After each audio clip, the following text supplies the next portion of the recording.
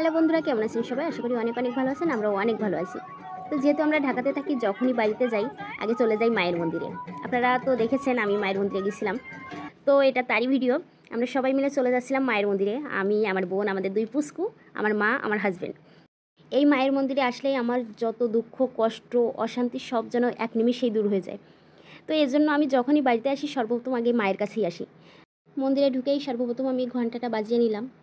আর এই ঘন্টার বিষয়ে তো আবার নতুন করে কিছু বলার নাই, যারা হিন্দু আছেন তারা তো অবশ্যই জানেন। আমাদের এই তিলডাঙ্গার কালী মায়ের কথা বলে শেষ করা যাবে না। মা আমাদের অনেক জাগ্রত। এখানে শনি মঙ্গলবারে প্রচুর পরিমাণে লোক হয়, আমরা মঙ্গলবারেই গেছিলাম। আর পূজার সময়ের কথা বলে তো শেষ করা যাবে না। যারা এসেছেন তারা তো অবশ্যই জানেন, আর যারা আসেননি তারা একবার হলেও এসে ঘুরে যাবেন। আপনার মনটা পুরো ভালো হয়ে যাবে, আপনার যত দুঃখ কষ্ট আছে সব দূর হয়ে যাবে। তো আমি মাকে ভোগ নিবেদন করলাম। নিবেদন করে মনের যত দুঃখ কষ্ট আছে সব কিছু মার সাথে শেয়ার করলাম। মাকে বললাম আমি জানি মা আমার সমস্ত সমস্যা দূর করে দেবেন, কারণ আমি যখনই কোনো সমস্যায় পড়ি মায়ের কাছে আসি, মা আমার সমস্ত সমস্যা থেকে মুক্তি দিয়ে দেয়। মানে আপনি সমস্যা থেকে মুক্তি লাভ করবেন, সেখানেই তো বারে বারে যাবেন, তাই না? তারপরে আমি চলে গেছিলাম শিব মন্দিরে, শিব ঠাকুরের কাছে। আর দেখো আমার পুস্কুটাও কিন্তু শিব ঠাকুরকে দিছে। আসলে আমার মেয়েটাও অনেক ঠাকুর ভক্ত।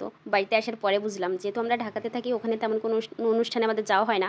তো বাড়িতে আসার পরে এই অনুষ্ঠান সে অনুষ্ঠানে গেলেও প্রণাম করতেছে, সাথে আমাকেও বলতেছে যে মা প্রণাম করো। প্রণাম করো তো বলতে পারে না, বলে মা নমো দাও।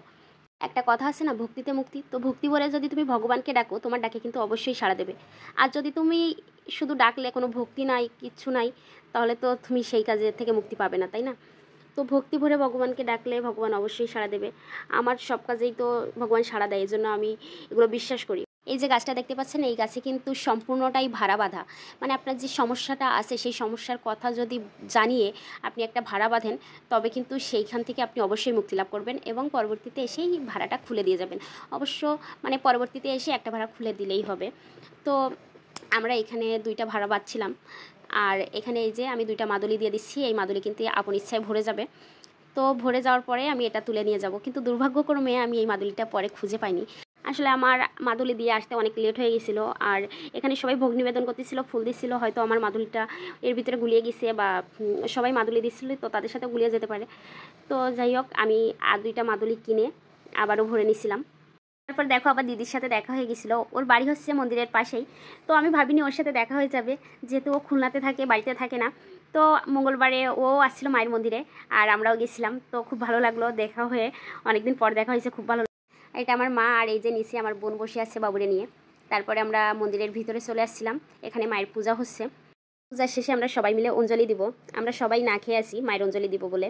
আর মায়ের বাড়িতে আসলে অবশ্যই না খেয়েই আসতে হবে, কারণ কিছু নিয়মকানুন আছে। তোমার আগের দিন থেকে মাছ মাংস খাওয়া যাবে না, প্লাস পরের দিন না খেয়ে আসতে হবে। অবশ্য অনেকে নিরামিষ খেয়ে আসেন যারা অঞ্জলি দেন না আর কি।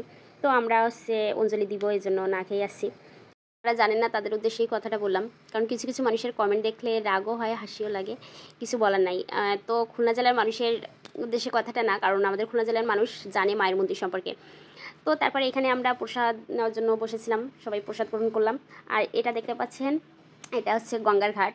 এখান থেকে জল নিয়ে শ্মশানে স্নান করা হয়, আমরাও করছিলাম, কিন্তু সেই ভিডিওটা করি নাই, কারণ সব ভিডিও করতে নাই।